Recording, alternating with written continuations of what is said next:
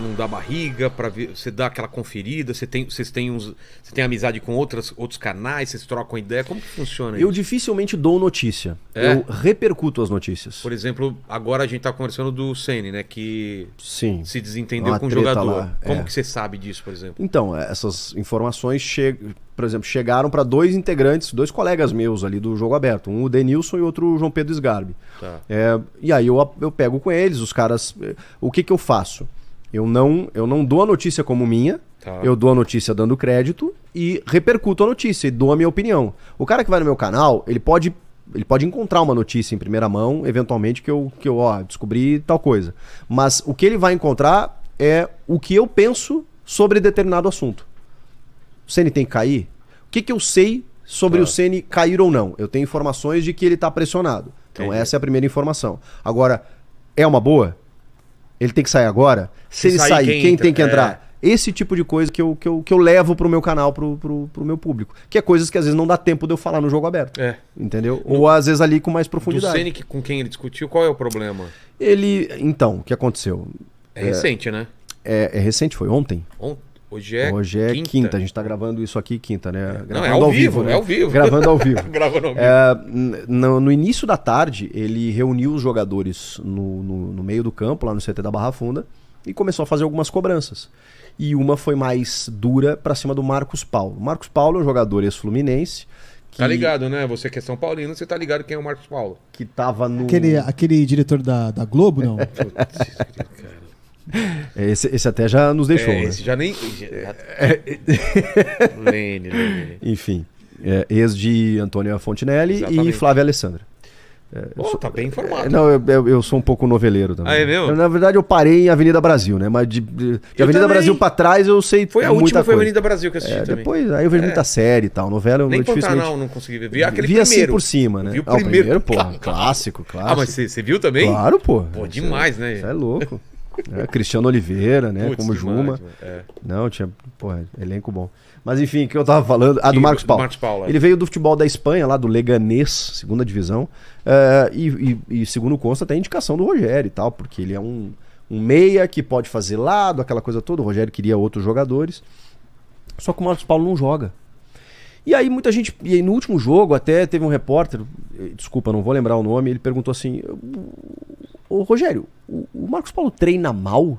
Porque ele nunca entra, ele não né? tá entrando. Foi bem na lata, mas assim, ele tá né? sendo relacionado, pelo menos. Ele tá sendo relacionado, mas não entra. Tá. E o que o torcedor tá sentindo falta? De um meia. Porque o Rogério disse que o Marcos Paulo é mais meia do que ponta.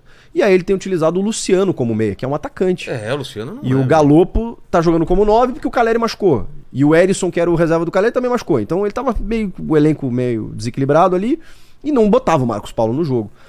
E ele falou, não, ele treina bem, só que numa intensidade baixa. Ele deu uma criticada e tal, mas assim, como dizem os atletas, né, o campo fala. Se ele não tá botando o Marcos Paulo, é porque ele não tá gostando do Marcos Paulo nos treinos, provavelmente. Claro.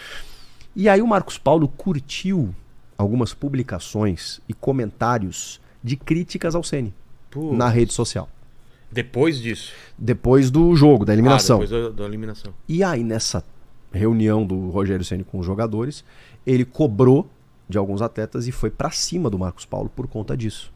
Só que o foi pra cima, e aí, segundo relatos, tá? Só os dois envolvidos podem atestar isso. Ele foi pra cima de uma forma muito forte. Entendi. De uma forma agressiva, inclusive. Não tô dizendo que ele bateu no Marcos Paulo, não é isso. Cobrou, mas às vezes deu aquela chegadinha e tal. Parece que bateu no peito, assim, do tipo, o que você tá pensando? Aquela coisa toda. E o Marcos Paulo ficou muito abatido. Segundo relatos, saiu chorando e tal. E alguns líderes do elenco ficaram no lado do jogador. Ficaram do lado do jogador. E foram pra diretoria cobrar, inclusive, uma posição. Dizendo, desse jeito não vai dar. Entendi. Então você cria um atrito racha, né? entre treinador e o seu grupo de jogadores, né? O que é extremamente nocivo. Só que aí a gente também vai... E aqui, super respeito o Rogério, a trajetória dele, mas tem um histórico aí. O Patrick, que tá no Atlético Mineiro, saiu no começo do ano dizendo que não jogava mais no São Paulo. E ele teve um atrito com o Rogério. O Miranda se aposentou do São Paulo e... Segundo informações aí que eu tenho de bastidor, muito chateado porque o Rogério não botava ele pra jogar e quando ia pra entrevista, muitas vezes não tinha um cuidado. Tudo bem que o Miranda já estava em fim de carreira e tal, de dizer por que ele não usava o Miranda. E ele dizia, o Miranda não dá mais pra jogar com 2 zagueiros, eu só posso jogar com 3, porque ele já não tem mais velocidade na recuperação e tal. E aí, sabe, Entendi. O Miranda como ídolo do São Paulo se sentiu desprestigiado.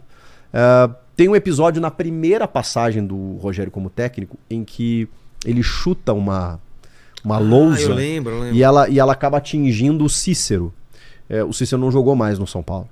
Então, assim, o Rogério tem uma dificuldade de gestão de grupo. Isso é meio claro, assim.